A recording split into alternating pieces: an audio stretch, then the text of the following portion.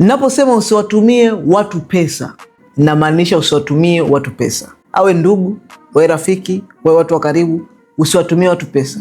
Na ninaposema usiwatumie watu pesa, simaanishi ujitenge na watu na kuwakomoa, ila hakikisha una budget maalum ulioitenga kwa ajili ya kuwatumia. Unaweza ukawa kwenye level ya uwezo wa kutuma tu pesa tu ya bando. Tuma pesa ya bando kwa sababu hiyo ndio ipo kwenye bajeti yako.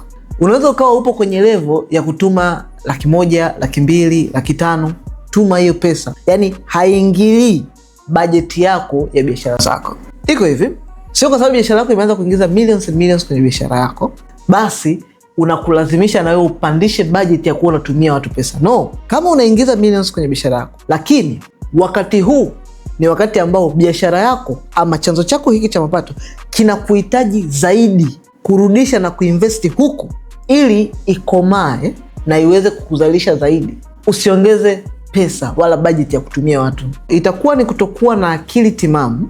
Biashara yako inakuhitaji, alafu wewe pesa ambayo haipo kwenye bajeti yoyote, yani hesabu zako haziendi, alafu unaitumia hiyo pesa kuwatumia watu ili wakuone wewe una pesa.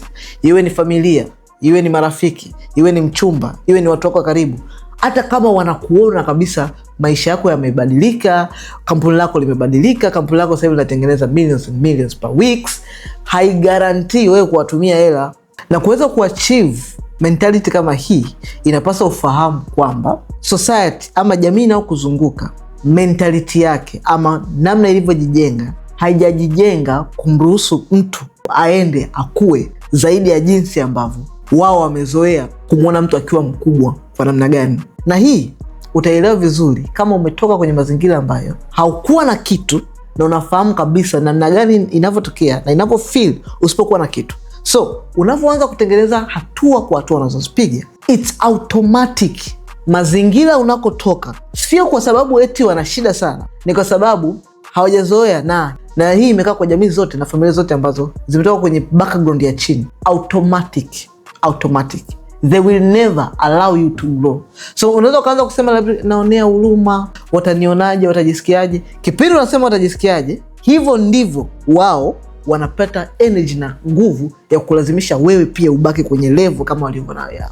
Kwa sababu mentality wanayo operate wao, ukichukua hiyo mentality ukaiweka kichwani kwako, na wewe utarudi kwao. Ili utokane na cycle yao, inabidi utoke kwenye mentality yao uje kwenye mentality nyingine, ujenge ukuta mwingine na aina nyingine ya mentality, alafu ikishakoma ndo wavute wengine kuja huko. Otherwise nyie wote mnabaki pale pale. Kwa nini? Kwa sababu umetaka kutumia akili ya mtu ambaye tayari yuko huku chini, miaka zaidi ya 40, 60, 50, 20 wako huku, alafu unataka uitumie hii kurun kampuni yako, biashara zako, na wewe kujikwamua. You will never. Huwezi kutumia akili ndogo kufanya mipango mikubwa. Mipango mikubwa inahitaji akili kubwa na tofauti. Ukitaka kujifunza zaidi namna gani unaweza kumultiply ama kuzalisha zaidi pesa ulionayo, namna gani kuweza kukuza biashara zako, namna gani kuweza kuendesha biashara kampuni yako, na unajiona kabisa mimi sina backup, sina ndugu ambao wako huko, siwezi kuafford consultation za mamilioni, there is only hope. Na Hope hii ni platform maalum ambayo hii platform nimeiandaa makusudi kabisa ya kuweza kumfanya jasiriamali anayeanza kuweza kujua nini afanye, aanzeje, atengenezaje pesa, namna gani ya kuweza kuendelea mbele, ni mindset zipi ambazo nataka kuwa nazo, namna gani ya kuweza kujoin kwenye hii platform. Gusa link kwenye bio hapo juu ama comment neno MBH hapa chini. Mimi binafsi nitakutumia link ya kujiunga na platform hii. Ukishinda vyote hivi, kwenye caption kuna namba ya simu ya WhatsApp. Tuma ujumbe WhatsApp wa MBH, then timu yangu itakupa linki moja kwa moja ya kujiunga na platform yetu. Tukutane kwenye platform.